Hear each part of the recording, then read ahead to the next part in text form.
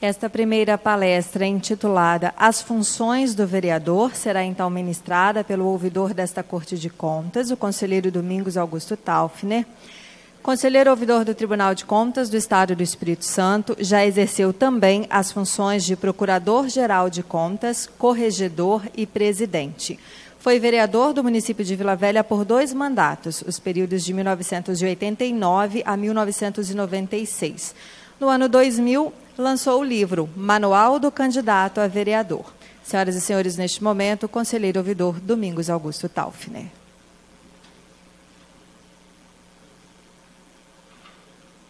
Muito boa tarde.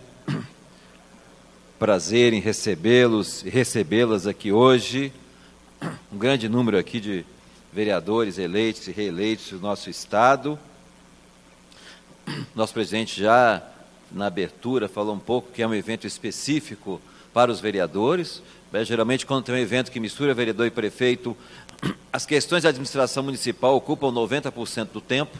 Então, resolvemos fazer esse específico para os vereadores e o próximo específico para os prefeitos, mas sendo aberto, se o vereador também quiser participar na dos prefeitos, é até bom para entender um pouco melhor da administração municipal.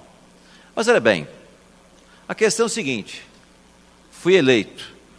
Quem aqui que está sendo eleito pela primeira vez, levanta o braço? A grande maioria. Eu me lembro, em 1988, quando eu fui eleito pela primeira vez, já faz 28 anos, hein? É muito tempo atrás, né? Não é que eu sou muito velho, não, que na época eu fui vereador mirim, né? Mas foi 1988. E na época nós não tínhamos internet, não tínhamos muito acesso à informação, então foi um trabalho difícil e árduo para buscar, com outras pessoas que eram mais experientes, em alguns materiais, para entender um pouco como funcionava a Câmara Municipal. E o vereador, é claro, quem é eleito, ele tem uma série de dúvidas, e nós temos muita coisa para passar para vocês. É claro que, em um dia só, não dá para abranger toda a temática que envolve a questão dos vereadores. Hoje, por exemplo, eu vou falar algumas introduções, algumas questões mais importantes para vocês, depois vou abordar as principais funções do vereador. Após a minha fala, o Odilson Júnior, conhecido como Juninho, que é o nosso secretário-geral das sessões, vai falar um pouco sobre o julgamento que a Câmara faz das contas do prefeito e outras questões relacionadas a isso, porque quem julga a prestação de contas anual não é o Tribunal de Contas. O Tribunal de Contas emite um parecer prévio. Quem vai julgar é a Câmara Municipal.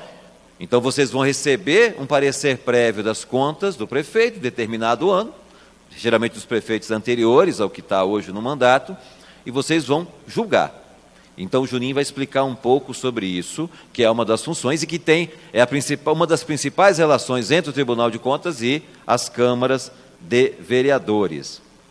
Depois nós vamos falar um pouco, aqui a Jane e o Rubens, que são servidores do Tribunal de Contas, sobre a Lei 13.019, que regula, /2014, que regula as parcerias entre o poder público e entidades organizações da sociedade civil. Mas por que essa lei nós vamos discutir hoje? Por quê?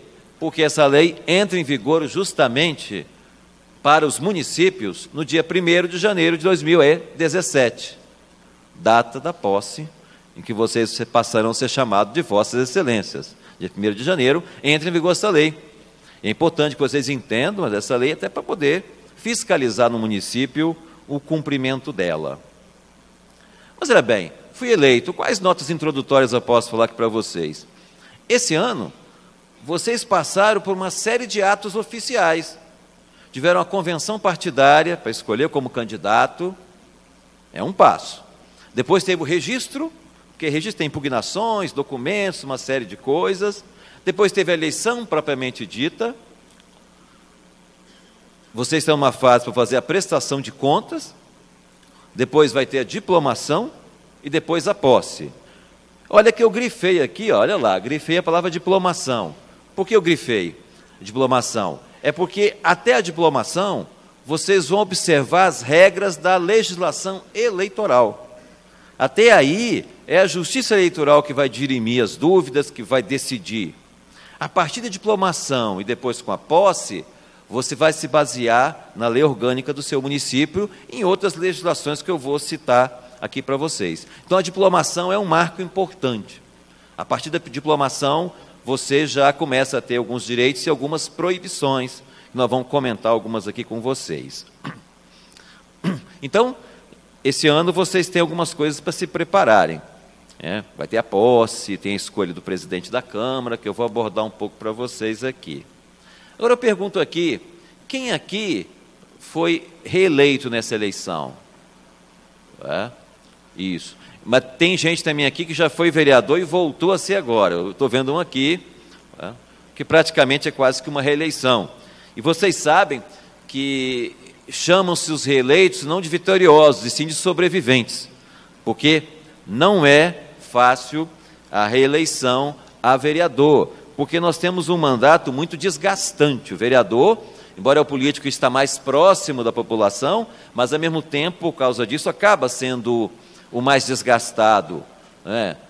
Então, há uma dificuldade, sim, da reeleição, e também causa no vereador alguns problemas, porque ele começa o mandato já muito ansioso com isso. É porque, na realidade, divulga-se aquela ideia de que o vereador que não foi reeleito é um derrotado, foi reprovado pelas urnas, não fez um bom trabalho.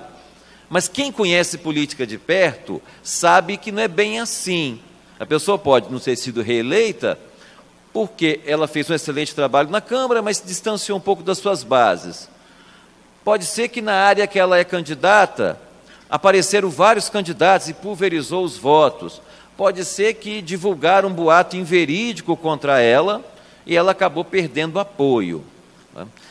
Mas o que se divulga é que a pessoa foi reprovada. Então, isso acaba causando no vereador, muitas vezes, uma certa ânsia exacerbada pela reeleição. Ele acaba sendo tentado a fazer negociatas e tudo para tentar se reeleger a qualquer custo.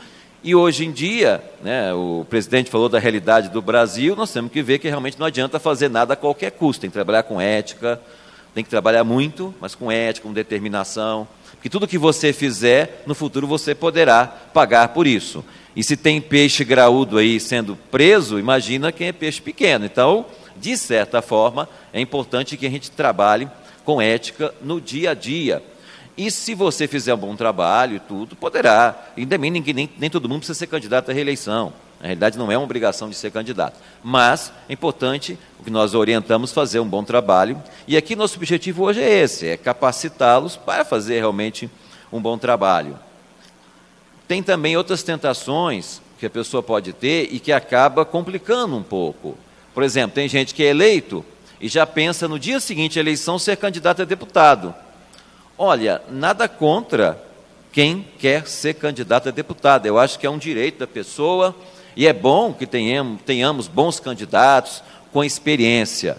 Mas você tem que pensar bem nisso. Como falei, o mandato de vereador ele é desgastante. Então, uma candidatura mal formulada pode gerar um desgaste maior para você no futuro. No estado do Espírito Santo, se você pegar a nossa história, poucos vereadores no exercício do mandato foram eleitos deputados. Vila Velha é até uma exceção, tivemos vários vereadores no exercício sendo eleitos nas últimas eleições, mas isso, a regra, Vitória, por exemplo, capital, você conta nos dedos vereadores que, no exercício do mandato, foram eleitos deputados. Geralmente os deputados são ex-prefeitos, ex-candidato a prefeito, pessoas de renome e tal, porque realmente, como eu falei, o mandato de vereador, ele causa um certo desgaste. Mas nada contra quem é candidato, porque nós temos que ter bons candidatos e pessoas que possam disputar isso. Bom, a nossa orientação aqui vai ser muito mais técnica do que política. Mas como eu já atuei na área, acabo dando algumas dicas ou abrindo os olhos para algumas questões que entendemos ser importantes. Vocês vão tomar posse 1º de janeiro, mas daqui até 1º de janeiro, vocês vão fazer as escolhas mais importantes.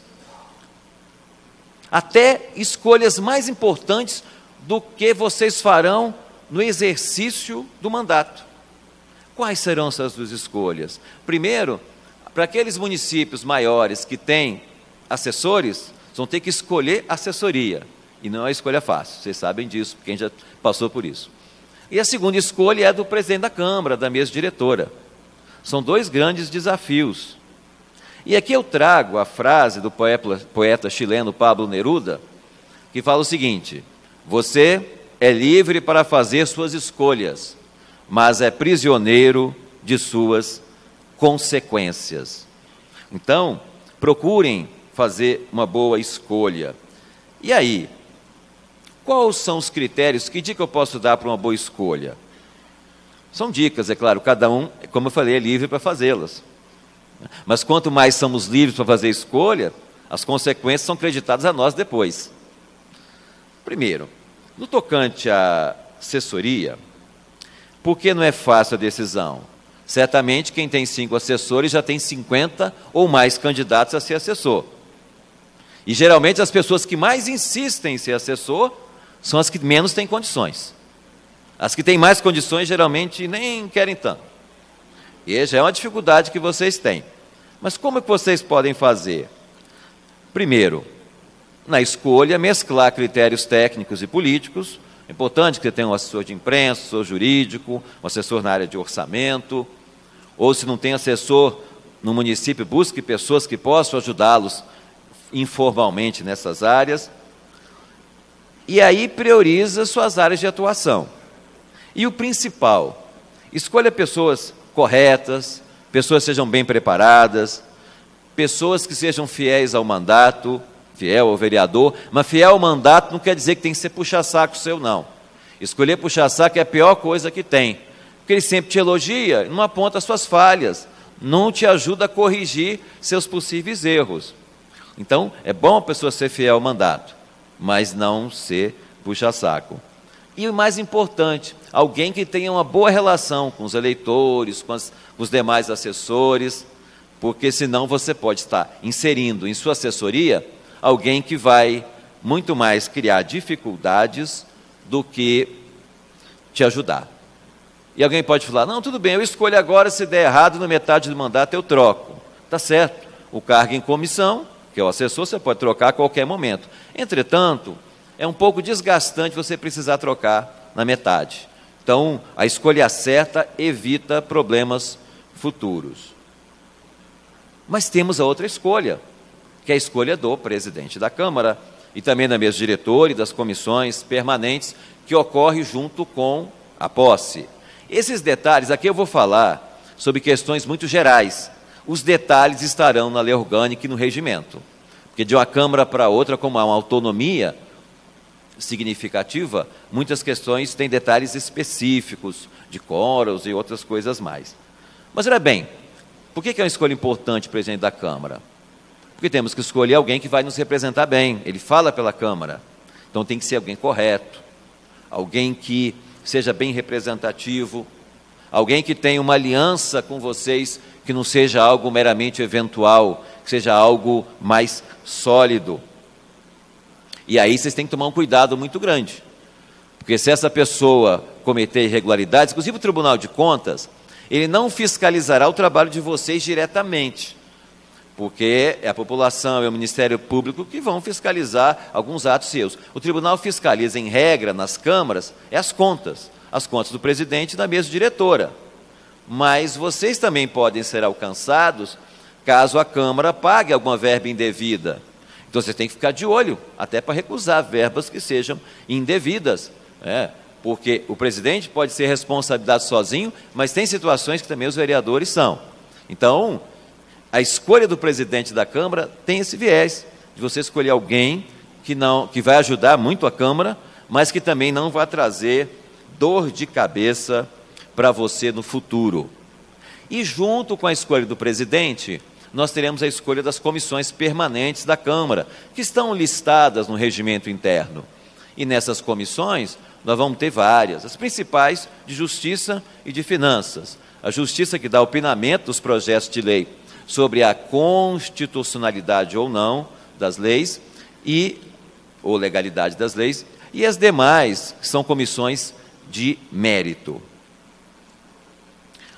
Bom, feitas essas notas aqui introdutórias, mais algumas dicas para vocês daqui até o final do ano, estarem se preparando e tentarem escolher melhor, tanto quem tem assessoria, presidente, todos terão, escolher bem, e que já começa bem no mandato com essas escolhas bem feitas. Vamos falar então um pouco sobre o vereador e suas funções. Não temos aqui como abranger tudo, é muita coisa. Inclusive, a partir dessa constatação, o Tribunal de Contas está preparando, nós temos aqui uma escola de contas, que aqui organiza esse evento, foi organizado pela Escola de Contas, Fábio Vargas é o nosso diretor da Escola de Contas do Tribunal de Contas, e nós temos também uma plataforma de ensino online. Temos vários cursos, e ao final eu vou até listar alguns cursos que estão disponíveis. Nós estamos em elaboração um curso online para vereadores, onde nós vamos abranger os vários temas que eu vou passar hoje de maneira muito rápida. Nesse curso online nós vamos passar de uma maneira não tão aprofundada, porque nós não vamos substituir aqui um curso completo de cada assunto, mas de maneira com mais informações, com mais orientações, até para que vocês possam, especialmente aqueles vereadores que quiserem realizar um bom mandato, que tenham instrumentos para isso. É isso que nós queremos proporcionar. Mas, basicamente, eu vou indicar algumas leituras aqui, vou falar do que é um tal de vocabulário legislativo, algumas palavras que vocês daqui para frente vão começar a ouvir muito e vão estar no regimento, na lei orgânica. Vou falar um pouquinho sobre os poderes, para situar um pouquinho o que é o judiciário, o que é o executivo, quer dizer, vocês estão no legislativo, os outros órgãos independentes, o que cada um faz.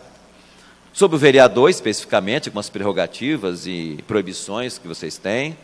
E sobre as funções do vereador, eu vou falar mais sobre a função legislativa e a fiscalizadora, que, de certa forma, são aquelas mais importantes que vocês vão atuar no dia a dia. Sendo que o Juninho, que vai falar depois de mim, vai falar sobre a função julgadora.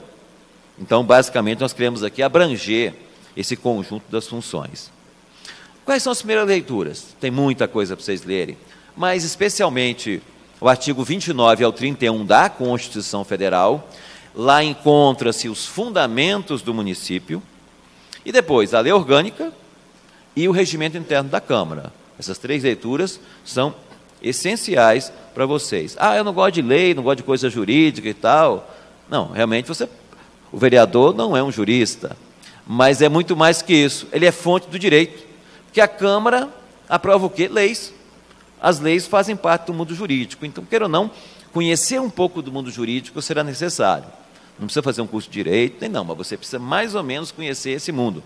Nós estamos tentando aqui indicar aonde você começa a estudar. Então, na Constituição está aí, artigo 29 a 31. Só que tem um detalhe. Você vai ler, e vai começar, especialmente na lei orgânica e no regimento, e vai começar a ver algumas palavras que você não vai entender.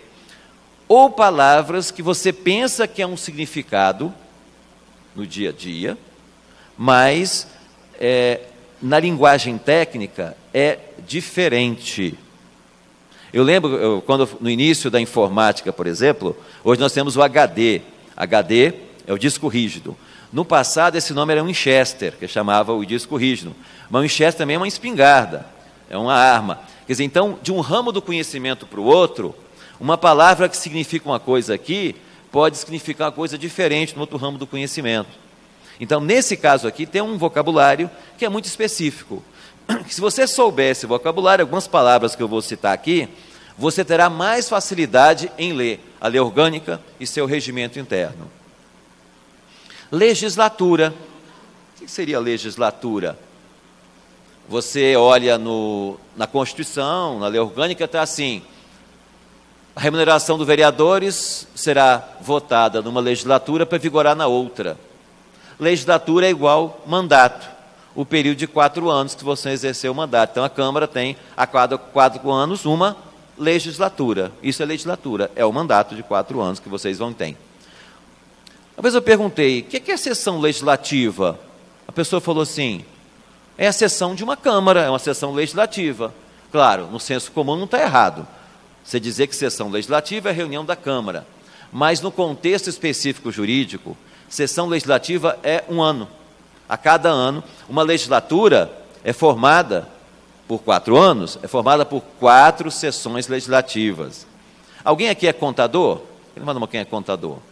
Nem de história? Né? Tá bom. Mas tudo bem. Mas se você conversar com um contador, ele não vai falar ano, ele vai falar exercício financeiro. Cada ramo do conhecimento tem uma palavra específica para identificar algo. E no caso, sessão legislativa é o ano. Já período legislativo é o semestre.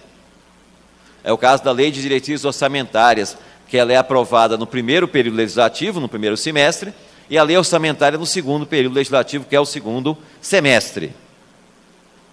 Sessão ordinária. Aí a Câmara vão ter as várias sessões. A sessão ordinária é aquela que tem toda terça, toda quarta, toda quinta, que está no seu regimento interno. Aquele dia a Câmara reúne, sem precisar de ser convocada. A sessão já é ordinária, já está lá. Já a extraordinária precisa ser convocada, aí cada regimento vai falar qual é a formalidade para convocar uma sessão extraordinária. Sessão solene é aquela sessão que, para entregar título de cidadão, a posse mesmo é uma sessão solene. Regra geral, a sessão solene não tem deliberação, exceto a posse, que na posse vai ter a escolha do presidente da Câmara. As votações, pode ser nominal, que a votação você chama 1 a 1 para a pessoa declarar seu voto, e a votação simbólica é aquela que tem muita manobra, que fala assim, olha, quem for a favor permaneça como está, aprovado. Votação simbólica. Você tem que, na hora, ficar atento e levantar. O regimento vai falar o que é votado por votação simbólica, o que é por votação nominal. As matérias mais importantes, em regra, votação nominal. Comissões permanentes e comissões temporárias. Comissão permanente, aquelas comissões, Justiça, Finanças, Obras, Educação, que a cada 2 anos a Câmara elege um grupo de vereadores para estar nessa comissão. Já temporárias são as comissões que funcionam por um tempo determinado. É o caso das comissões de inquérito, CPI, comissões especiais, comissão de reforma do regimento e assim por diante. Continuando aqui, temos mais algumas palavras. Inclusive, devo registrar que a Escola de Contas vai colocar disponível essas apresentações de hoje no nosso portal e a gravação também, quem fez a inscrição pode depois rever essa palestra. Mesa diretora, é a mesa que dirige os trabalhos. Mas olhem bem, regra geral, a mesa diretora ela é formada pelo presidente, primeiro e segundo secretário. Regra geral do regimento interno. Algum local pode ser diferente. O que isso tem de diferente? O que isso tem de importante saber? Qual é o conceito de mesa diretora para a sua Câmara? Tem regimento que fala o seguinte, membro de mesa diretora não pode ser membro de comissão permanente. Não pode acumular mesa diretora com comissão permanente. Tem regimento que fala isso. E aí, se a mesa, o regimento define que é o presidente, primeiro e segundo secretário, se você é vice-presidente ou você é terceiro secretário, você é substituto da mesa, mas você não é da mesa. Então, você não está proibido, por exemplo, aqui, se o regimento proibir, de estar nas comissões. Então, lembrar bem qual é o conceito de mesa diretora que vai estar no seu regimento. Plenário é o conjunto dos vereadores. Lei, resolução e decreto legislativo, nós vamos falar depois um pouquinho sobre essas espécies legislativas que a Câmara Municipal vota, não são só essas aqui, mas isso aqui é importante saber, quando eu uso lei, quando eu uso resolução, decreto legislativo, quando eu emendo a lei orgânica. E expedientes. Bom, expediente é horário de trabalho do meu escritório. Sim, no senso comum é. Na Câmara Municipal, ela começa no início com a sessão da Câmara começa com os expedientes. Expediente no início é aquilo que o presidente, por exemplo, fala, vão agora expediente externo. Aí ele lê as comunicações que a Câmara recebeu de fora, do prefeito e de outras pessoas. Aquilo que seria para ler, não se lê tudo que chega, mas aquilo que é mais relevante. E o expediente interno, ele vai ler os projetos, aquilo que os vereadores apresentaram ou algum servidor também apresentou. Então, é a hora dos expedientes da sessão. Ordem do dia, é o momento que vai votar. Certamente, quem nunca foi vereador aqui, foi assistir sessão da Câmara e não entendeu nada. Todo mundo tem essa impressão a primeira vez que vai. Um fala daqui, grita de lá e tal, você não entende. É porque tem um horário que é de debates, tem horário que é de expedientes, outro horário de debates, que é o horário dos vereadores, e um horário da ordem do dia, que é a parte final, onde vão se votar os projetos. Então é importante entender cada parte da sessão. Veto, isso aqui faz parte do processo legislativo, que quando a Câmara aprova o projeto de lei, o prefeito pode sancionar, aí sanção, aqui não é punição, sanção aqui é concordância, que a palavra sanção também tem o sinônimo de punição, aqui é concordância, o prefeito pode sancionar seu projeto, ou ele pode vetar. Esse é um assunto que nós vamos discutir em processo legislativo, que explica, desde o início até o final, como um projeto tramita na Câmara. Promulgação é o ato de concordância de uma lei, depois da promulgação é feita a publicação. O que é edil? Já viram falar nesse tal de edil? Então, se alguém chamar vocês a partir de janeiro de edil, a pessoa não está xingando vocês, não. É como tradicionalmente chamado os vereadores. Então, se eu falar assim, a edilidade do Espírito Santo está presente aqui hoje nesse auditório. Os vereadores do Espírito Santo estão presentes no auditório. Duodécimo, já viram falar isso? O que é esse tal de duodécimo? Vem de 1/12. Se a Câmara tem um orçamento anual de 12 milhões, a cada mês o prefeito é obrigado a repassar 1 milhão até o dia 20 para a Câmara Municipal. Esse é o duodécimo, repasse de dinheiro que, de acordo com o orçamento que a Prefeitura repassa à Câmara Municipal. Isso gera uma série de dúvidas sobre limite de gasto e tal, uma série de situações aí. Bom, falei um pouco isso. A partir dessas orientações, vocês, para quem não conhece o assunto, para quem já conhece é tranquilo, o que eu falei aqui é mera repetição. Mas para quem não conhece, vai facilitar em muito que vocês leiam o regimento interno e a lei orgânica e possam entender melhor como funciona a Câmara Municipal. Mas agora é importante nós situarmos como é que está o poder legislativo, que vocês vão atuar, perante os demais poderes.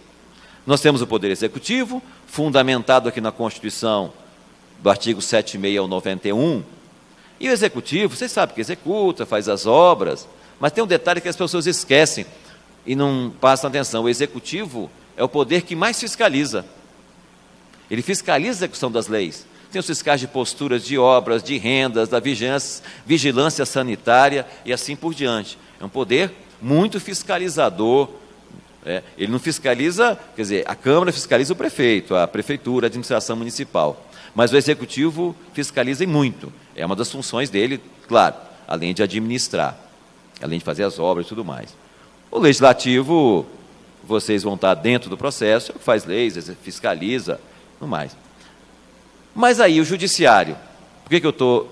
O Judiciário eu quero falar um pouquinho mais, porque talvez é o que vocês menos conheçam. Vocês já viram uma frase, nós temos aqui até um membro do Judiciário, né, que representa aqui o TRE, e outro membro do Ministério Público Estadual. E as pessoas falam assim, o juiz viu aquilo, não fez nada. De vez em quando alguém fala, o juiz viu, não fez nada. Mas por que isso? Na realidade, ele não está errado, não.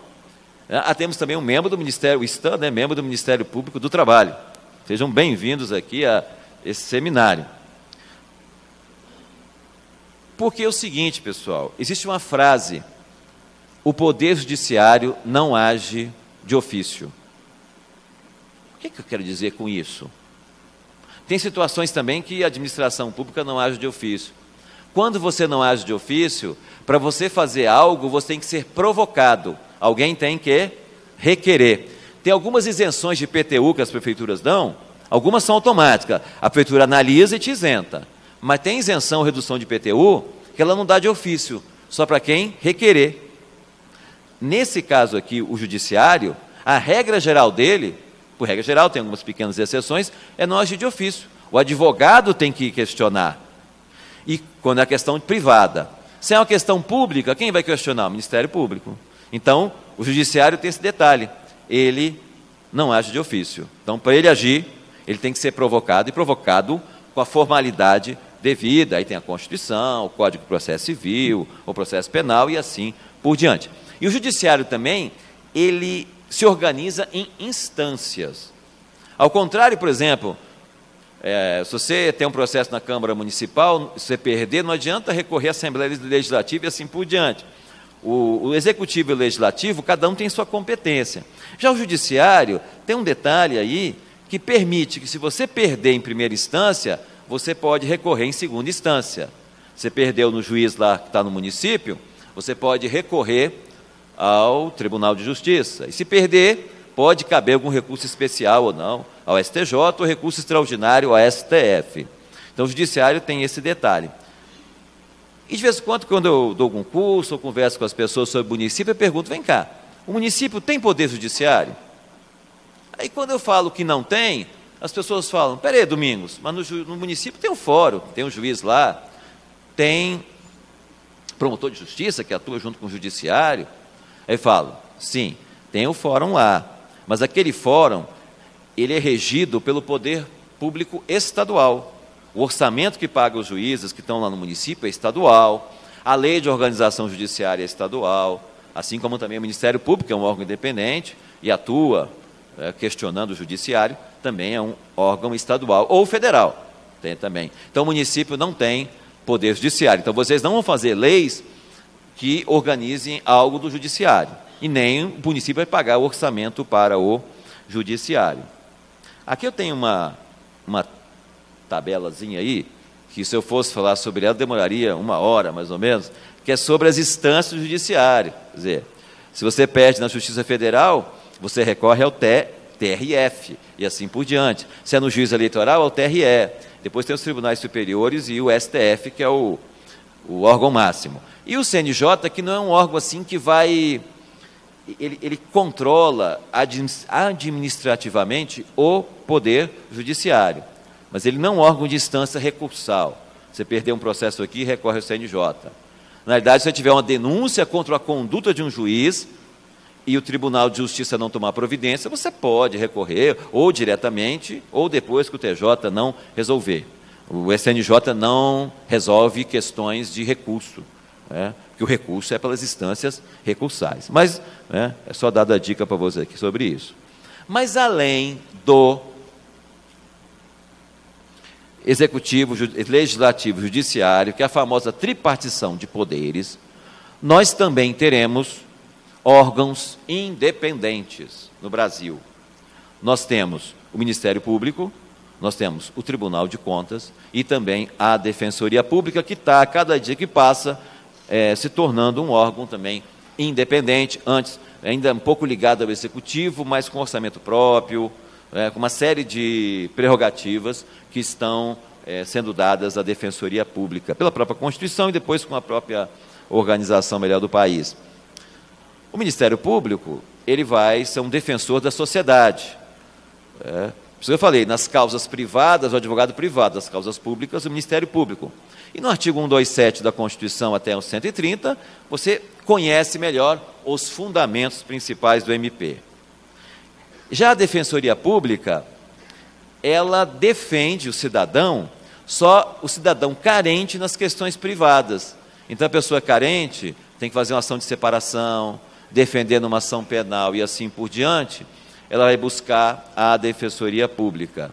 Já o Ministério Público defende as questões contra a corrupção, em defesa do meio ambiente, são questões mais gerais da sociedade.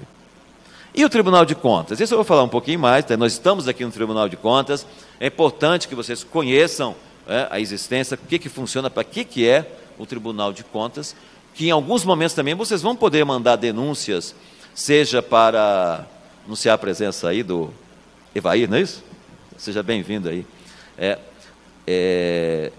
Vocês poderão mandar denúncias para o Ministério Público, para o Tribunal de Contas, para os órgãos judiciários, policiais, mas vocês têm que mandar denúncia bem fundamentada. Não adianta mandar uma denúncia vazia, que não tem provas, não tem nada, que dificilmente será conhecido. Mas o que é o Tribunal de Contas? Nós temos aqui, como é que é formado o Tribunal de Contas? Formado, primeiro, com um plenário com 7 conselheiros, hoje tivemos alguns aqui. O conselheiro, ele tem impedimento e prerrogativa semelhante a um desembargador do Tribunal de Justiça. Embora nós temos uma diferença muito grande em relação ao judiciário. É que o judiciário não pode agir de ofício. Já o Tribunal de Contas pode. O conselheiro pode iniciar um processo, pode, a partir de algo que ele viu, ele começar. A judiciária é mais engessado nesse ponto. Embora o judiciário que dá a última decisão. O judiciário está acima do TC. Nós somos dos 7 conselheiros, 4 são escolhidos pela Assembleia Legislativa. Assim que um se aposenta, falece, renuncia, a Assembleia escolhe 4, dos 4, né, temos 4. Se sai um originário da Assembleia, a Assembleia escolhe. E 3 são escolhidos pelo governador do Estado. Esses 3 do governador, só um que é escolhido diretamente pelo governador, pela sua livre escolha, a partir dos critérios que estão na Constituição. Os outros 2 vêm das carreiras. Nós temos no tribunal 2 carreiras, uma do Ministério Público de Contas, da qual eu sou originário, a pessoa faz concurso para ser procurador de contas, e a outra carreira dos conselheiros substituto, também auditores substitutos de conselheiro. Então, essas 2 carreiras, quando alguém dessa carreira sai do tribunal, é feita uma lista tríplice ao governador e ele vai escolher uma pessoa. Também, depois que escolher, ele não pode voltar atrás. Essa é uma escolha muito difícil que o governador tem que fazer, porque, na realidade, depois ele não volta atrás, porque o cargo é vitalício. Só vai sair depois que a pessoa renunciar, falecer ou se aposentar, ou for afastada ou cassada. Nós temos também no tribunal, além dessas carreiras, os auditores de controle externo, que são os auditores que são concursados também, que fazem auditorias nos municípios, nos estados, que analisam os relatórios, as denúncias que nós chegamos. E nosso tribunal também tem uma lei orgânica e um regimento interno, que no nosso site, o .tce.gov.br, vocês podem buscar maiores informações sobre o Tribunal de Contas. Mas o que faz o Tribunal de Contas? Eu falei aqui sobre a composição. O que ele faz? Isso vai estar no artigo 71 da Constituição. Lá fala para o TCU, mas é aplicável no que couber ao Tribunal do Estado. Primeiro, nós, nas contas do Executivo, nós emitimos parecer prévio na prestação de contas anual do Executivo. Quem julga é o Legislativo, vocês que vão julgar, por isso que temos um tema específico aqui sobre o julgamento das contas. Está no 71 da Constituição. Já no 71.2, o Tribunal de Contas vai julgar os demais responsáveis por dinheiro público. Então, se você é presidente da Câmara, presidente de autarquia, ou ordenador de despesa em qualquer órgão, ou mesmo não sendo ordenador de despesa, mas você é membro de uma comissão de licitação, e você der causa, qualquer desvio ou desfalque de dinheiro, ou cometer alguma irregularidade grave em algum outro ponto legal, você pode ser alcançado e ser julgado pelo Tribunal de Contas. Até um particular, uma empresa que fez uma obra irregular, um particular que está numa organização da sociedade civil e não aplicou devidamente o dinheiro, todas essas pessoas podem ser alcançadas, isso com fundamento no artigo 71, inciso 2 da Constituição Federal. Mas, além de emitir parecer prévio, julgar os demais responsáveis, o tribunal também registra os atos de pessoal. O que é isso? Quando o servidor público entra para o concurso, um servidor efetivo, ele é aberto um processo dele na prefeitura ou na Câmara. É obrigado que isso seja remetido ao Tribunal de Contas, para o Tribunal de Contas analisar aquele ato de admissão e também os atos de aposentadoria e pensões. Então, quem for presidente da Câmara, saiba, quando a Câmara Municipal admitir alguém por concurso, não é o comissionado não, nem um temporário, abrir por concurso, ela tem que mandar o processo para o tribunal e a partir do próximo do ano, 2017, esse envio será por meio eletrônico. O tribunal também pode emitir cautelares, pode impor prazo para cumprir suas determinações e quando o tribunal julga, ele impõe multa ou débito. Débito é o ressarcimento erário e isso é título executivo com força extrajudicial. Aqui estão os poderes e os órgãos. Mas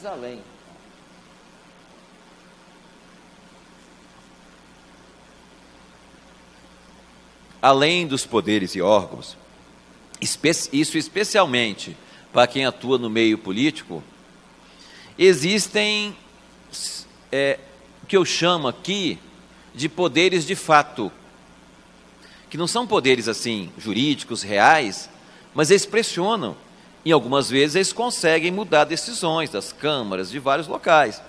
Nós temos movimentos sociais, quer dizer, o sindicato, os centros comunitários, a imprensa, que tem uma força significativa, a igreja, em suas várias denominações, ela tem. O poder econômico, tem município aí que tem fazendeiro que manda muito mais que o prefeito. dada o seu poder de persuasão, especialmente pelo poder econômico. A cultura é uma fonte, de certa forma, de direito também, porque a cultura, ela modula o comportamento da sociedade.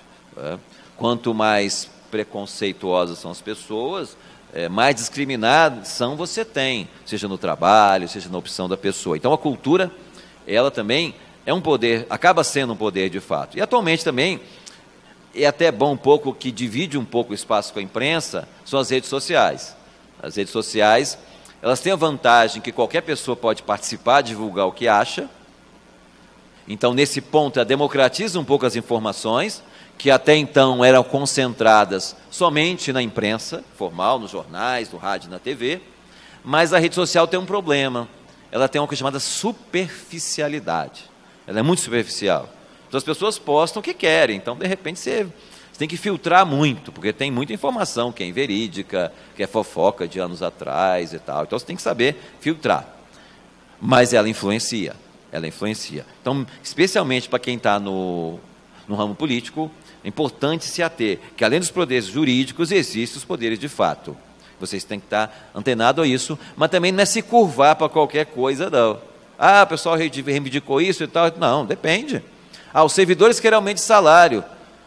Vou pressionar o prefeito por isso, mas, meu amigo, aumento de salário em situações como temos hoje, ou no passado foram dadas, tem prefeitura que não consegue pagar mais sua remuneração. E, de repente, tem vereador no passado que insistiu o prefeito dar aumento, e hoje esse vereador virou prefeito. Agora ele está vindo do outro lado da moeda. Então, vocês têm que ser gestores e pensar no município como um todo. Levar em conta que existem pressões, porque é nessas pressões que você consegue constatar os anseios sociais, mas, ao mesmo tempo, não se curvar a qualquer pressão, porque isso pode prejudicar muito você, a coletividade, tudo, ou no futuro próximo ou distante. Agora vamos entrar aqui um pouco sobre o vereador. A pessoa do vereador tem prerrogativas, proibições, incompatibilidades e depois as suas funções. Uma prerrogativa é a inviolabilidade. O vereador não pode ser, ele é inviolável, ele não pode ser processado pelo que ele falar, pelo seu voto, desde que seja no exercício do mandato e dentro do município. Artigo 29, 8 da Constituição Federal. Não confunda com a imunidade que o deputado tem. A imunidade do deputado é processual. Muito embora, com a emenda 35/2001, moralizou muito a questão da imunidade do deputado. Até 2001, um deputado, para ser processado criminalmente, a Assembleia Legislativa ou a Câmara dos Deputados tinha que autorizar. Então o processo ficava engavetado muito tempo. A emenda 35 mudou a ordem, mudou a lógica. Se o deputado é processado, ou ele é preso, coisa assim, a Assembleia tem que tomar iniciativa. A Assembleia ou a Câmara dos Deputados. Então, inverteu-se a ordem. Então, hoje tem muito mais deputados sendo processados do que antes. Porque antes era só dormir o processo na Câmara, engavetou, acabou. Então, o vereador que tem inviolabilidade. Mas é claro que vocês têm essa prerrogativa para poder falar o que acham. Mas você não pode abusar dela, porque você pode ferir o decoro parlamentar. Prisão especial. Isso aqui foi muito debatido no passado, que era um enorme privilégio. É que as pessoas que é a prisão especial? É a prisão que o vereador e outras autoridades, elas não podem ficar recolhidas na mesma cela. O ideal seria em estabelecimento distinto, mas não tendo estabelecimento distinto, que não fique na mesma cela que o preso comum e não seja transportado com o preso comum. Isso, inclusive, a Lei 10.258/2011, ela veio para reafirmar que a prisão especial não era privilégio, e sim meramente uma separação entre o preso comum e aquele preso que tem uma certa autoridade, mas até para preservar a segurança, porque, de certa forma, se você é colocado numa cela com outros presos, não, se é preso tem que se lascar mesmo. Olha, nem todo mundo que é preso é culpado, lembre desse detalhe. Mesmo quem é culpado, você tem certos direitos que uma sociedade moderna tem que respeitar. Mas aí, Por muito tempo o pessoal falava que prisão especial era um privilégio, porque é o seguinte, no contexto jurídico, a palavra especial não quer dizer melhor, não quer dizer privilégio. No contexto jurídico, a palavra especial quer dizer específica. Lei geral é a lei que cuida de tudo. Lei especial cuida de um ponto específico. Por exemplo, Código Civil, uma lei geral do civil. Lei de alimentos é uma lei específica da questão de alimentos. Então, por muito tempo, especialmente a imprensa e tal, falava, não, é especial porque é melhor, papá. Não é bem isso. A palavra especial quer dizer separado, específico. Eu espero que ninguém precise, por favor, né, que vocês precisem usar muito a inviolabilidade, claro, poder denunciar, poder falar, né, desde que com provas, né, não abusar do direito, mas usar bem, e não precise disso aqui. Mas, se alguém precisar, né, está aqui no artigo 2952 do Código de Processo Penal. O que é proibido desde... Você vai ser diplomado daqui uns dias. O que será proibido para vocês? Aqui eu transcrevi a Constituição Federal no artigo 58, é porque o artigo 29.9 da Constituição, ele remete que o vereador vai ter, no que couber, as mesmas proibições dos deputados e senadores, que estão no artigo 58. Mas é claro que aqui vocês devem observar e ler a lei orgânica de vocês, que é ela que vai disciplinar bem isso. Ela, na realidade, não pode destoar muito disso, mas ela pode especificar melhor o que é isso. Mas, basicamente, é o seguinte, a partir da diplomação, você não pode firmar contratos. Você tem uma empresa, você não pode firmar contratos com a administração pública ou manter aqueles que você tem, você não pode exercer cargo em comissão, uma série de coisas. Agora, ainda bem que o Constituinte, olha no item A, a última frase, você não pode contratar e tal, com empresa pública e tudo, salvo quando o contrato obedecer a cláusulas uniformes. Ainda bem que o Constituinte colocou isso, porque senão o cara que é deputado estadual, por exemplo, não podia ter conta no Banestes. Porque quem é deputado estadual, o Banestes é uma empresa pública, é uma sociedade de economia mista estadual, então ele estaria, ao ter aplicação financeira no Banestes, estaria contratando com o Banestes. Não poderia, mas aqui não. O contrato de adesão, cláusulas uniformes são os contratos de adesão. Aquele contrato qualquer pessoa pode fazer, é o caso, por exemplo, de uma compra da casa própria e assim por diante. Então, essa exceção ela foi muito bem colocada pelo Constituinte, senão ia proibir o vereador ia ficar engessado, o deputado não ia poder fazer nenhum contrato. Depois, algumas proibições começam com a diplomação, olha bem na lei orgânica que diz. Depois, algumas proibições continuam e vai colocando algumas mais, né? Aí você não pode nem ser proprietário de empresa que tenha favor com o serviço público, que tenha algum contrato. Não pode ocupar cargo em comissão, exceto em algumas situações aí específicas. Você não pode patrocinar causa. O que seria patrocinar causa? Seria dar dinheiro para uma causa social? Seria patrocinar uma festa? Não é isso. A palavra patrocínio vem da advocacia. Patrocinar é advogar. Então, você não pode advogar para a entidade pública, nem contra ela também, que a OAB vai proibir. Também você não pode, a partir da posse, ser titular de mais um cargo ou mandato eletivo. Vamos supor que você seja deputado, e aí, 1º de janeiro, você toma posse como prefeito. Aí pode. Você, a partir da diplomação, você vai ser prefeito diplomado e deputado em exercício, não tem problema. Mas a partir da posse você tem que renunciar ao cargo. Se exigisse, por exemplo, que era a partir da diplomação, ia complicar um pouco. A pessoa tem que renunciar ao mandato de deputado muito antes de tomar posse como prefeito, por exemplo. Outras coisas que não podem aqui, faltar mais de um terço das sessões ordinárias, observe o que a sua lei orgânica fala. Você pode até exercer cargo comissionado em outro município, mas no mesmo município você não pode, salvo o secretário municipal, que você licencia da Câmara e vai exercer o cargo de secretário. Observar sempre a lei orgânica, que eu já falei para vocês. Bom, outra situação. Fui eleito vereador e sou servidor público. O que eu faço? Posso exercer junto, continuar trabalhando e exercer o mandato de vereador? Posso sim, desde que tenhamos compatibilidade de horário. Não há problema. Trabalha de manhã na prefeitura, em outro órgão público, e à tarde, à noite, você é vereador. não há problema disso.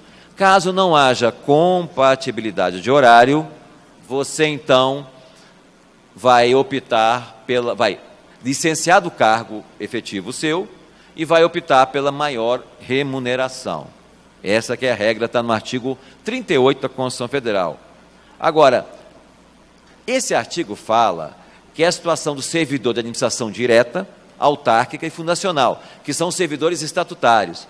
Ela é silente, ela não fala sobre o empregado público, aquele que é empregado da Caixa Econômica, do Banco do Brasil, da CESAM, não diz. A jurisprudência, quer dizer, as decisões judiciais dos tribunais, têm indicado no sentido que ao empregado público utiliza a regra do artigo 38. É claro que o empregado público não tem estabilidade como tem o servidor público, mas a jurisprudência, ela estende também. Outro detalhe, vereador e a Previdência. Esse assunto hoje está na ordem do dia, porque está falando da questão da reforma da Previdência. E aí, como é que eu faço? Bom, se você é vereador, servidor público, e seu município, estado, tem regime próprio de Previdência, você licencia do seu cargo efetivo e vai exercer o mandato de vereador, você continua vinculado ao seu cargo efetivo enquanto Previdência. A Câmara é obrigada a descontar de você o valor e pagar também a sua contribuição patronal ao regime de origem. Isso se você já for servidor público. Se você não é servidor público, você não tem regime próprio, você vai descontar do salário de vereador 7, 9 ou 11%, 7, 8 ou 11%, tem uma tabela progressiva, para o regime geral, que é do INSS, até o limite de R$ 5.189. Se o vereador ganhar 6 mil, não desconta 11% sobre 6 mil, e sim sobre esse limite máximo. O ano que vem vai aumentar um pouco de acordo com a inflação anual. Um detalhe aí, se você, por exemplo, já ganha, vamos supor que você é médico e vai continuar exercendo, médico privado de um hospital, e já ganha, por exemplo, R$ 8.000 como médico, carteira assinada, você já paga para o INSS R$ 5.189, quer dizer, 11% sobre isso. Então, você tem que comunicar na Câmara que você já desconta para o INSS, porque aí você não vai ter o desconto na Câmara. Agora, se você é vereador e, ao mesmo tempo, e você acumula, por compatibilidade de horário, acumula o cargo de vereador e o cargo de servidor público, há um entendimento, embora isso não está muito claro na legislação, há um entendimento que você tem que continuar contribuindo para o regime próprio e também contribuir para o regime geral enquanto vereador. Isso é entendimento. Olha, bem-vindos ao mundo jurídico, é um pântano.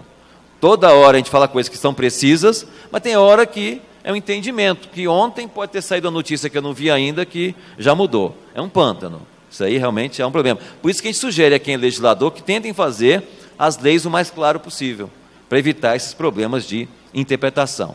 Então, preocupe-se com a sua previdência, para você no futuro não ter problema na hora de se aposentar. Como eu falei, isso aqui é muita coisa que eu estou falando, são muitos detalhezinhos, estou resumindo o máximo possível, e por isso que isso vai ficar aqui depois para vocês buscarem direto essa apresentação, além do curso online. Alguém aqui é advogado? Perfeito. Vereador que é advogado, consulte o Estatuto da OAB. O Estatuto fala claramente, e também consulte a própria OAB. Aqui eu estou apenas dando uma pincelada nisso, porque não é o Tribunal de Contas que interpreta o Estatuto da OAB, é a própria OAB. Mas o que diz o Estatuto, estejam atentos, a advocacia é incompatível para quem é membro da mesa, e até seu substituto legal. Então, se você for advogado, você foi presidente, vice, ou primeiro, segundo ou terceiro secretário, pela literalidade do Estatuto da OAB, você não pode advogar naquele período, nem mesmo em seu favor. Agora, eu sou vereador, posso advogar? Posso, mas aí o Estatuto proíbe você advogar contra ou a favor da administração pública. Mas, se você é advogado e vereador e quer continuar no seu trabalho, sugiro, então, consultar melhor a OAB, que vai ter a interpretação mais clara disso. Aqui estou dando apenas esse alerta para vocês, para depois não ter um problema futuro. Depois que o problema ocorre, fica difícil você voltar atrás. Importante você consultar antes. Aqui algumas observações para fazer para vocês. Lei orgânica, já falei várias vezes. Declaração de bens, a Constituição Estadual exige isso, no ato da posse e ao final do mandato. Alguém aqui pode ser contador, pode ser outras profissões. É importante olhar no estatuto dessas profissões se elas impõem alguma restrição. Geralmente não, para o mandato, mas pode exigir. Por exemplo, aqui, vamos supor que você seja contador e passe num concurso da prefeitura para auditor fiscal de rendas. Você não pode continuar exercendo a contabilidade, porque o fiscal de rendas fiscaliza os contadores. Só para dar um exemplo, né, que os estatutos têm uma série de coisas. Então, se você tem uma profissão com estatuto próprio, dá uma olhada lá, para você verificar, e também não se contente pela primeira leitura. Busque informações na sua entidade de classe, para saber se você tem alguma restrição ou não. Você é sócio de empresa, tem uma série aí de limitações. Bom, voltando aqui, sou vereador, tenho inviolabilidade, tenho minhas prerrogativas e proibições, e vou exercer meu mandato. Tenho muitas funções. Posso elencar aqui em 5. Legislar, fiscalizar, são as duas mais importantes, que acontecem no dia a dia. Julgar é importante também, mas acontece uma vez ou outra. Administrar a própria Câmara, quem foi eleito presidente vai ser isso. E debater e assessorar, que você pode debater os problemas do município, estaduais, federais, aí é uma coisa ampla, fazer indicações ao prefeito. Você não tem poder aqui direto, mas você pode, de certa forma, a partir, quanto mais organizado você for, quanto mais legítima for a sua reivindicação, você pode conseguir emplacar e até ir à frente com ela, mas não é um poder direto seu. Vamos falar um pouquinho, então, sobre essa função legislativa. E depois sobre a fiscalizatória, então, para encerrar a minha parte.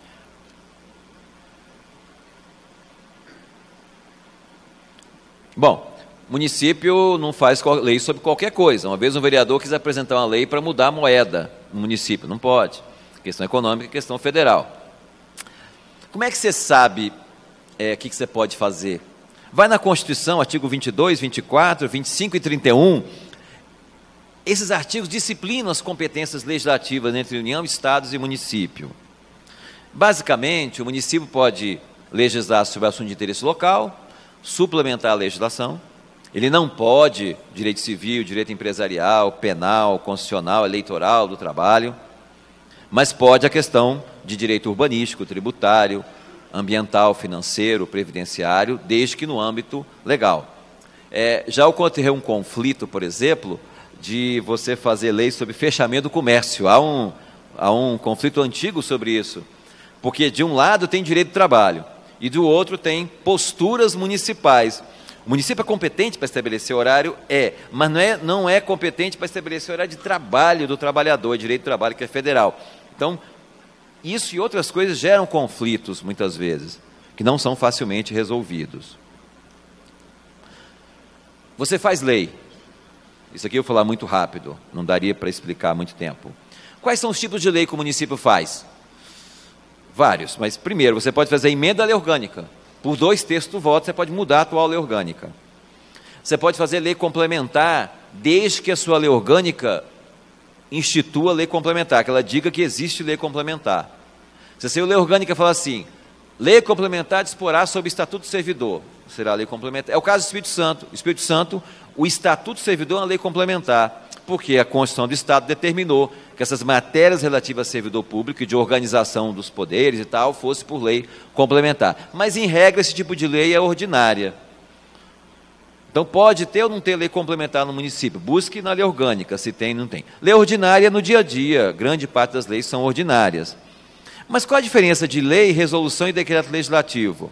Basicamente é o seguinte, a lei é algo que tem efeito externo à Câmara, mas precisa da sanção do prefeito. Código de posturas, código tributário e assim por diante.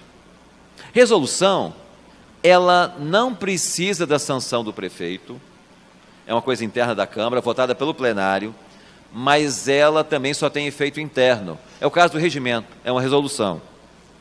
Isso em regra geral, porque tem resolução no Senado Federal que tem efeito externo. Mas do âmbito do município, a resolução vai ter só efeito interno na Câmara. E o que é decreto legislativo? Não confunda decreto legislativo com decreto do prefeito. Decreto do prefeito é um ato administrativo que, em uma das suas funções, é regulamentar as leis. Coisa do prefeito que faz sozinho lá, ou com sua assessoria. Decreto legislativo é algo votado pelo plenário da Câmara Municipal. E ele tem efeito externo, mas não depende da sanção do prefeito. Um exemplo muito claro do uso do decreto legislativo é quando a Câmara caça o prefeito. O ato que ele emite e publica é um decreto legislativo.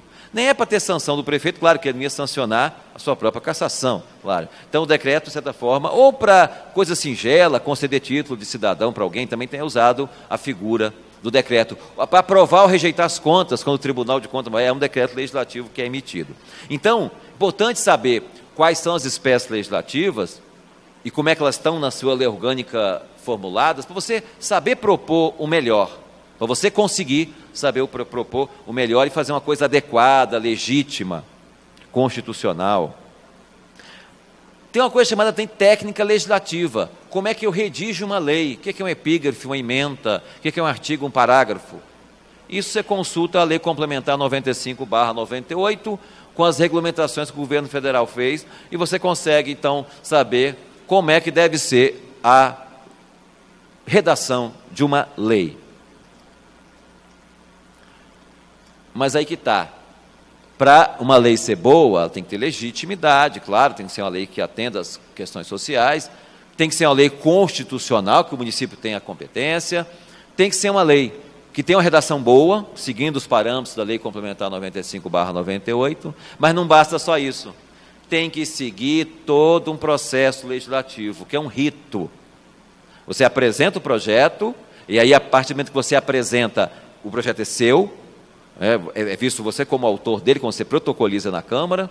Depois o presidente da Câmara tem que ler em plenário, tem a tramitação nas comissões, as emendas, a discussão, a votação, aí tem emenda aditiva, substitutiva, tem vários tipos de emenda que você faz, justamente para poder emendar. Alguém fez um projeto, aí eu sou a favor do projeto, mas eu quero que mude esse prazo, você apresenta uma emenda. Agora, se você quiser emendar demais o projeto, porque tem que mudar muita coisa, você apresenta uma coisa chamada substitutivo. Um vereador apresentou um projeto, ou o prefeito apresentou, em vez de você fazer uma emendazinha, e para não fazer muitas emendas, já que vai alterar o projeto todo, você apresenta um substitutivo. Lá em Vila Velha tinha um vereador que falava substituitivo, né? Mas é o substitutivo. Né? Tem um que foi vereador comigo lá, mas não foi o Naldinho, não foi esse aqui, não. Ele não. É que falava todo lado, substituitivo. Então você tem que obedecer o processo legislativo todo, até chegar para o prefeito, e aí na lei orgânica e regimento vai estar disciplinado isso. Até o prefeito publicar, ou a Câmara publica, e vai entrar em vigência. Mas a vigência também, existe outra lei que vocês devem consultar, que é a Lei de Introdução às Normas do Direito Brasileiro, antigamente chamada de Lei de Introdução ao Código Civil. Se a lei não falar nada, ela entra em vigor 45 dias após a sua publicação. Mas, se ela falar, vai entrar na data que ela dizer. Se uma lei está errada, para corrigir a lei, não adianta publicar uma errada, você tem que fazer uma nova lei para emendá-la. Lá explica também que tem revogação tácita e expressa, o correto é revogar expressamente a lei. E não uma lei nova que vai contra a anterior, que fica difícil. Legal, ó. Se você quer extirpar algo, coloca assim, fica revogado o artigo 10 da Lei 10.500. Né?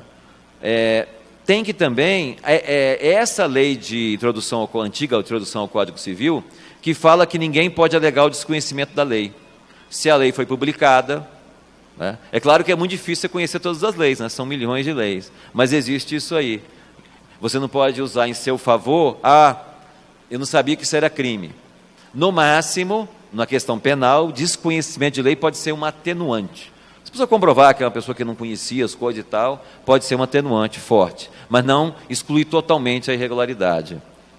E também a lei que vocês fizerem tem que obedecer o ato jurídico perfeito, que está consumado, o direito adquirido, o que já foi julgado. Né? A lei não pode retroagir em tese para prejudicar os seus destinatários. Bom, então, isso que eu falei em poucos minutos é toda a função legislativa. Nós vamos ter no curso online umas 2 ou 3 aulas relacionadas a essa parte da função legislativa. Indo em frente, quase ao final, função fiscalizadora. Eu sempre falo que fiscalizar não é a mesma coisa de fazer oposição. Tem que fiscalizar se é prefeito, se você é vereador de oposição ou de situação, fiscalize. A população elegeu para isso, para fiscalizar os atos da administração municipal. E aí, primeiro, temos que saber, tem várias irregularidades possíveis. Sobrepreço, quando o prefeito paga mais por uma obra ou um produto do que ele vale. Superfaturamento, quando, na realidade, paga-se muito e faz pouco. O preço está até certo, mas pagou muito e pagou 10 quilômetros de asfalto e fez só 8. Então tem 20% aí de superfaturamento. Doação irregular de terrenos, ou venda de um terreno com preço abaixo. Liberar construções irregulares, agredir o meio ambiente. E algumas dessas irregularidades nem sempre contam com a conivência do executivo. Pode acontecer sem a prefeitura saber. Em muitos casos ocorre isso. Então a fiscalização sempre é necessária. Quer dizer, na maioria não. Geralmente a administração superior sabe e é conivente, mas tem situações que não. Então a fiscalização tem que ser a vigilância constante. Temos instrumentos de fiscalização, que é acompanhar os atos da administração pública. Nós temos portais de transparência. Vocês podem também pedir a apuração em outros órgãos, mas não adianta mandar uma denúncia vazia para o MP, para o Tribunal de Contas, não vai adiantar nada. Procure fundamentar um pouco mais, e também a Câmara pode apurar por conta própria, porque ela está mais próxima do problema, até fazer uma CPI. Aqui eu falo um pouquinho sobre o portal de transparência. Nós temos o portal de transparência da LRF, no artigo 48A da LRF, e vamos ter depois também, mais recentemente, o portal de transparência obrigatório pela Lei de Acesso à Informação, que ela amplia. A LRF obriga a transparência, mas na questão financeira. Já a Lei de Acesso à Informação amplia muito isso, e você pode exigir também, se não tiver no portal de transparência, exigir do município, não só o vereador, como qualquer cidadão, que ela te informe qualquer questão, salvo aquelas que estiverem protegidas pelo sigilo. E a própria Câmara também tem que obedecer, não adianta só cobrar, tem que obedecer isso também. Comissão Parlamentar de Inquérito é um instrumento que vocês podem utilizar, tem que ter um fato determinado e um prazo certo, e a comissão, a CPI, não julga, ela encaminha. Se for uma questão que envolva a cassação do prefeito, ela vai concluir o trabalho e mandar para o plenário da Câmara. Se houver outra irregularidade, é para o Ministério Público, uma questão criminal, ou questão de contas para o Tribunal de Contas. Ela não julga, mas ela dá subsídio para um julgamento futuro. Outro ponto que é importante vocês aprenderem também, vamos ter uma videoaula específica sobre isso, sobre orçamento público. Você planeja com orçamento e também autoriza. A administração, todo mundo é obrigado a fazer o que a lei autoriza. Não é só o que a lei não proíbe. E é no orçamento público que isso vai estar autorizado de um ano para o outro. Aí tem a figura do PPA, que é o Plano Plurianual, feito de 4 em 4 anos. No próximo ano, 2017, vocês vão votar um projeto que o prefeito, de iniciativa dele, para o PPA dos 4 anos seguintes. Porque o ano que vem é o último ano do último PPA. O vereador, então, deve acompanhar. LDO, o que é LDO? Lei de Diretrizes Orçamentárias. No primeiro semestre de um ano, a Câmara vota LDO. E no segundo semestre, vota a lei orçamentária para o ano seguinte. E na lei orçamentária, que você vai votar lá em setembro, outubro de cada ano, você tem que obedecer o que está no PPA e o que está na LDO. Essa é a questão, a ordem orçamentária. E você, como vereador, deve acompanhar, seja a elaboração pela Prefeitura, a votação, claro, você vai aprovar na Câmara, e depois a execução orçamentária. Aqui eu explico um pouco também sobre esses 4 e 4 anos, como é que é feito. A execução orçamentária, e agora com o portal de transparência fica mais fácil, você ver o que foi gasto e conferir se aquilo foi feito mesmo na prática. Bom, aqui algumas dicas que vai ficar para vocês de fontes de apoio para fiscalizar. Quer dizer, o que é mais importante na Constituição Federal, nas leis federais, na legislação estadual e nas leis municipais, para que você possa aprender um pouco mais a fiscalizar a questão administração municipal. Está aqui as dicas de estudos para vocês. Tem essa função que eu falei, de debater, assessorar, que ela não é uma função deliberativa, mas quanto mais, quer dizer, você quer atuar em assuntos de saúde, se capacite naquele assunto. Não vá para um debate sem saber nada. Capacitação tanto na legislação, tanto na parte técnica também. Você pode fazer indicações ao prefeito, participar das audiências públicas, mas sempre o processo de capacitação te ajuda a ter um mandato melhor, mais legítimo. Bom, finalizando aqui, o Tribunal de Contas, ele oferece, finalizando a minha parte, temos Juninho ainda, hoje é intenso o trabalho aqui. O Tribunal de Contas tem curso às distâncias, que é aberto para qualquer cidadão. No mesmo local que vocês fizeram o cadastro para participar aqui hoje, vocês podem se inscrever nos nossos cursos à distância. O curso de formação de vereadores, nós pretendemos começar em dezembro, que vai ter cada ponto que eu abordei aqui, um pouco mais de detalhes. Você faz em casa, você não precisa vir para cá, não tem custo de deslocamento, faz a hora que você pode. Outras pessoas, assessores, líderes comunitários também podem fazer para aprender. Temos aqui já disponível o curso do MROSC, que é o assunto que a Jane e o Rubens vão falar daqui a pouco. E temos outros cursos aqui, é muito amplo. Orçamento, LRF, licitações e contratos, o que é improbidade administrativa, temos o curso. Contratação de obras, gestão de projetos, contabilidade pública, planejamento estratégico, até reforma ortográfica e gramática. Porque vocês vão escrever leis, é importante vocês, ou assessoria, terem uma boa ideia de como se escreve. Atendimento ao público, Fundeb, que é o Fundo da Questão de Educação Básica, e muitos outros aqui que estão na Escola de Contas. Pessoal, olha, eu desejo que todos aqui tenham um excelente mandato e possam aproveitar cada dia, cada vez se capacitando mais. Muito obrigado aí pela atenção de vocês.